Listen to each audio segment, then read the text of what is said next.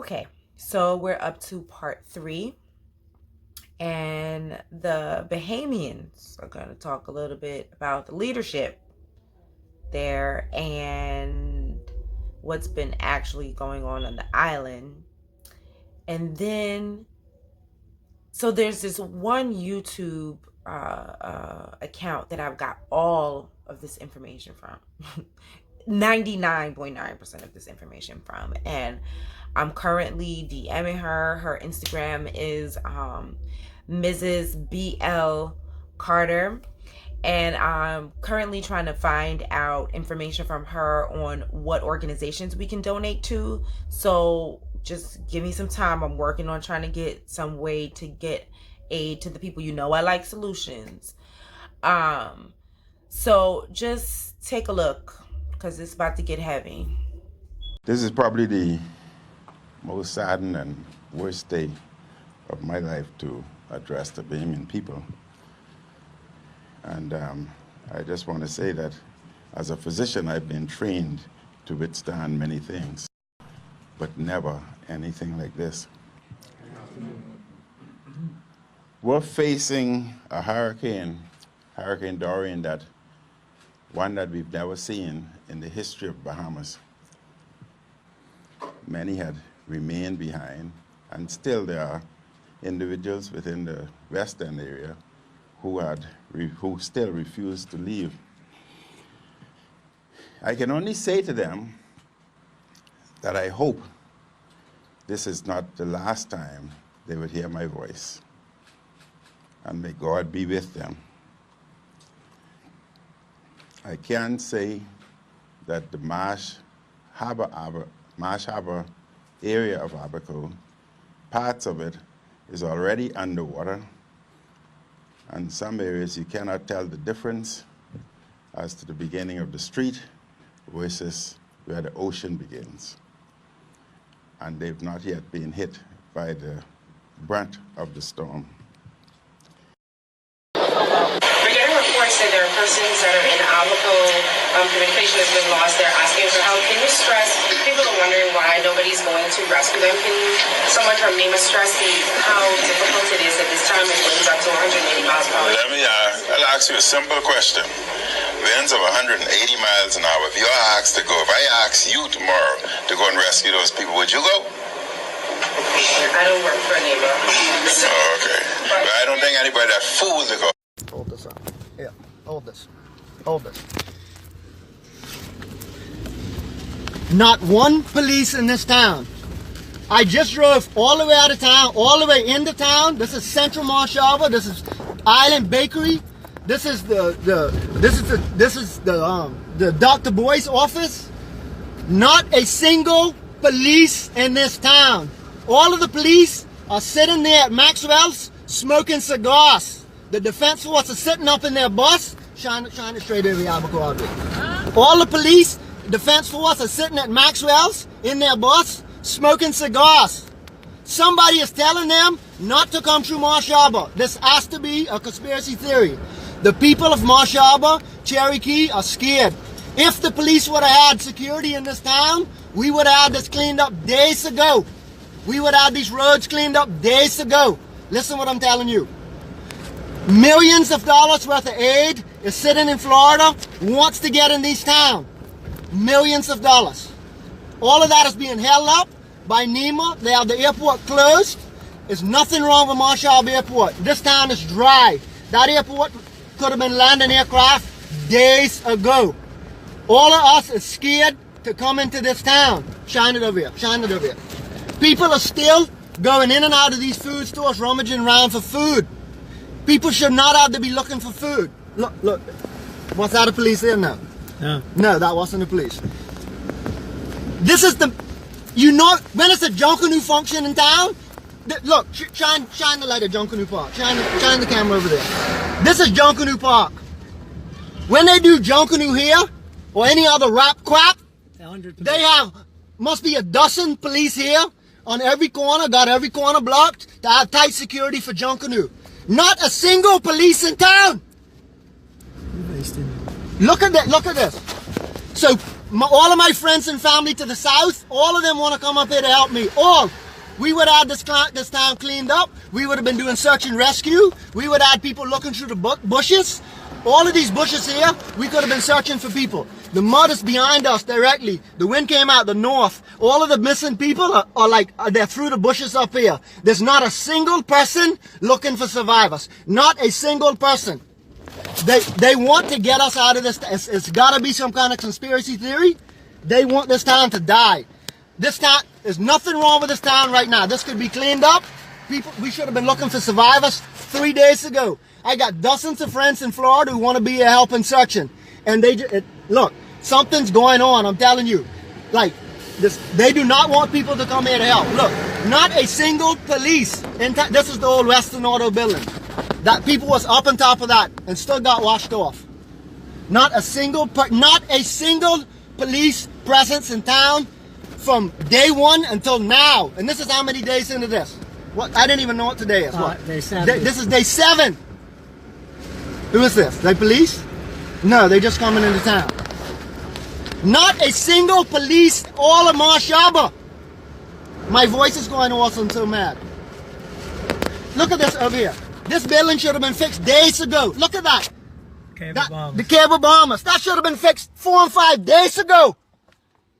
And people say it's like struggling. Alright, cut that off. I'm getting back. Okay, everybody, you see where he is? Ron Memorial Hospital. See what time of the day it is? It's 1:30 p.m. Right now, in the front of the Ron. I challenge and dare anybody to tell me this ain't true. Somebody posts that they need a bottle of water. We came here to bring a bottle of water. No doctor, no nurse, no patient have no water in the Ron. I had to go back home, get 3 more cases, bring it back out, my only 3 cases of water, and walk through the Ron and give everybody a bottle of water. What's going on, Nima? What's going on with the government? What's going on? Why everybody can't get nothing off the ground? What's going on in this country? Why everything is all locked down, things can't come in? I challenge anybody, come out here now and tell me no patient have a bottle of water. I walked through the hospital myself. We gave every patient a bottle of water through the emergency room. Everybody. Nobody had a bottle of water. People on the asthma pump, they grabbed a bottle of water. People on drips, they was happy for the bottle of water. Every nurse, every doctor, I gave them a bottle of water. 1:30 p.m. today, Sunday. I challenge anybody to tell me that I ain't no truth. Come out here yourself, come ask them. Come ask every nurse and every doctor. What's going on? Why all these red tape? Why all these form? Y'all trying to kill everybody else? With them in any way. But what happens when you create a crisis? When a crisis is created, people in panic and emotion and desperation will welcome anybody, even their enemies. Even the ones who, even Trojan horses, have ulterior motives will come with a smile on their face. Here's the map. Here's the Abacos Islands here. You've got Grand Bahama Island here. You've got Nassau Paradise here. The Exumas, Cat Island, Long Island, and all the other islands along the way. So the distance between the Abacos and Nassau, depending on what portion of the island you're looking at, is somewhere between 60 and 90 miles. Now we know, yes, the locations that sit to the right, the lower right, if you want to do quadrants of the storm, tends to get the worst hit just because they've got the oncoming hit of the wind, and they've got the second half of that wind coming back around. So, but here's my question. As this storm is traveling along, why these other islands didn't get that front hit and the tail hit, especially all the others. Go back to my map. As it's traveling up here, now this is where that other. Now we know, yes, the locations that sit to the right, the lower right, if you want to do quadrants of the storm, tends to get the worst hit just because they've got the oncoming hit of the wind, and they've got the second half of that wind coming back around. So, but here's my question. As this storm is traveling along, why these other islands didn't get that front hit and the tail hit, especially all the others. Go back to my map. As it's traveling up here, now this is where that other. This is over here. So as this storm is traveling up, why these people didn't get more damage? Why Nassau? I'm still tripping on why Nassau didn't get more damage. Grand Bahamas didn't get more damage. But this guy, and the storm just sat here. Is it then that it could get right here and do all of that without doing more damage to some of these other areas?